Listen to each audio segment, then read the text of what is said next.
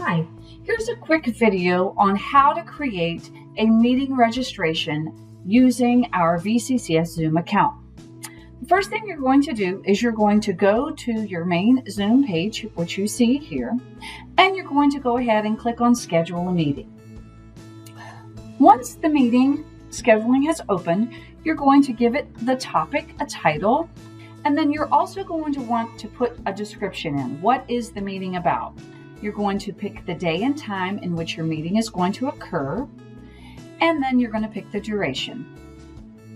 The next thing you're going to want to check is this is the registration requirement. So go ahead and click on the required registration box.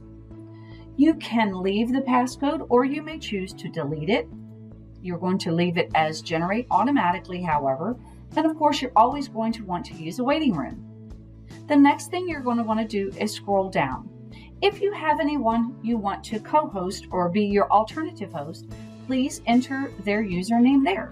But when you do that, please make sure you only use their VCCS name.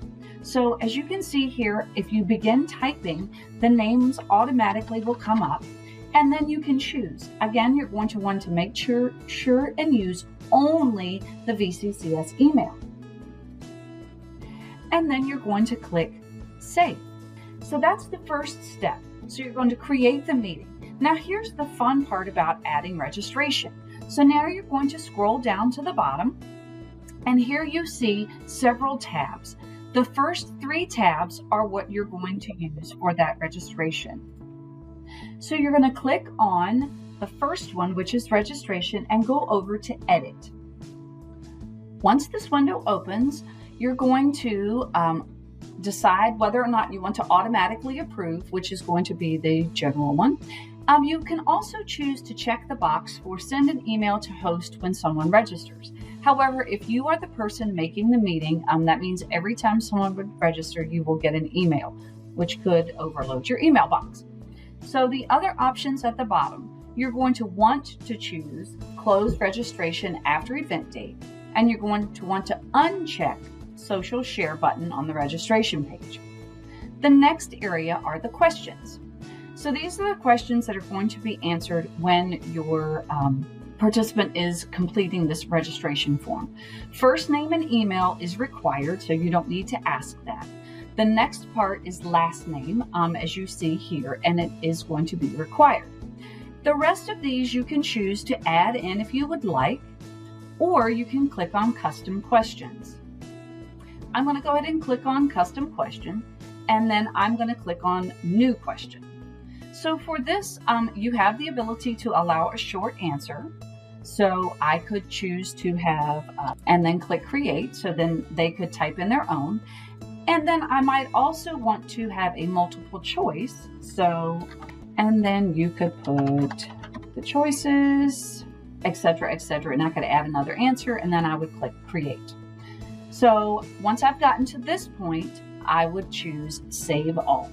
And again, you're taken back to the main meeting information page. So you're going to scroll down to the bottom again. And now we're going to look at the email settings. So I'm going to click right here on email. And because I'm the one creating the meeting, you're going to see that my name and my VCCS email pop up. However, let's say I don't want it to come to my that email. I want it to come to my Germanna email instead. So I could go ahead and change that, and I can also change my name so that my first name is first. And then I would click Save. And again, when I scroll down to the bottom, I have to click on email. Now you can see that has been changed. So if you want to know what the email is going to look like that is going to be sent upon registration, you can either click on the Send Me a Preview email, or you can go all the way over here to the right and click on Edit. So now you're going to see that anything that is in brackets is automatically being collected. So the meeting topic is coming from what you titled the meeting as. Hi, username, that is what the person who is registering put in. So now you have 2 options. You may add some other information in this box here, and you may also add it at the bottom here. Now, one of the key things that you're going to want to be aware of is this line right here in the center. This link should not be shared with others. It is unique to you. So if you have someone who comes into your meeting with the same name, or multiple people, I should say, that will key you into the fact that one of those 2 people or 3 people or 4 people did not register themselves for the event, that someone shared their Zoom link. So that is why it is not, it is hyperlinked and hidden here, so that it shouldn't be shared.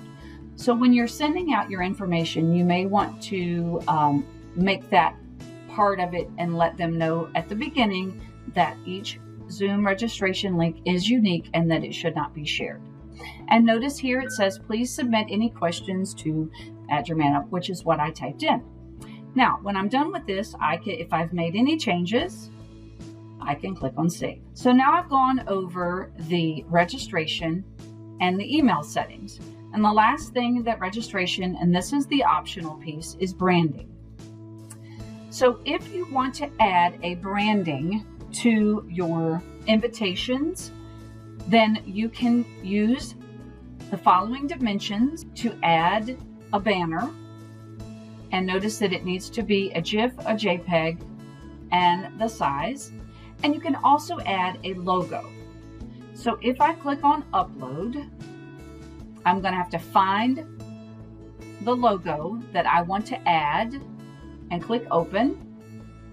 And it's going to tell me that it's too large, so then I would need to have it resized to meet the needs for the specific dimensions. So you can add a banner and a logo to your registration so that it comes ready to go.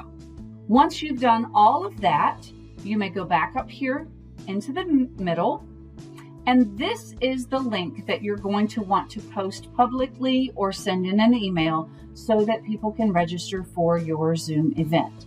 You can also click on Copy Invitation, but when you do that, you get a lot of other information that you may not need.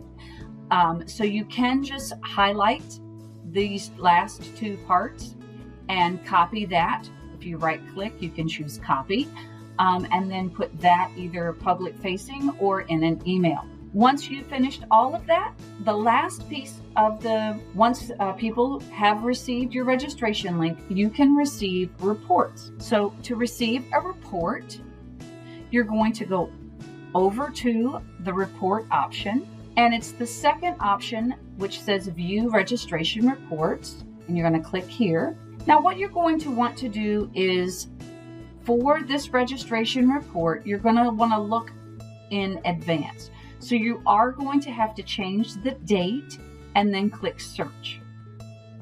Once you've changed that date, you should see the meeting that you've scheduled, and then you're going to click on Generate. And then you're going to see what kind of registration. I'm going to say All and Continue. And when you get to this screen, you're going to click on the Download option, and then you're going to save the file, and then you will be able to find your file. Most likely it's going to be in your Downloads folder, and open it, and it will open as an Excel spreadsheet. And it will give you the name and the email, the date when they registered, and if you asked any questions or collected any other information, that will also be in the spreadsheet column. And that is all you need to do to create a Zoom registration with your own added questions, and also how to get reports.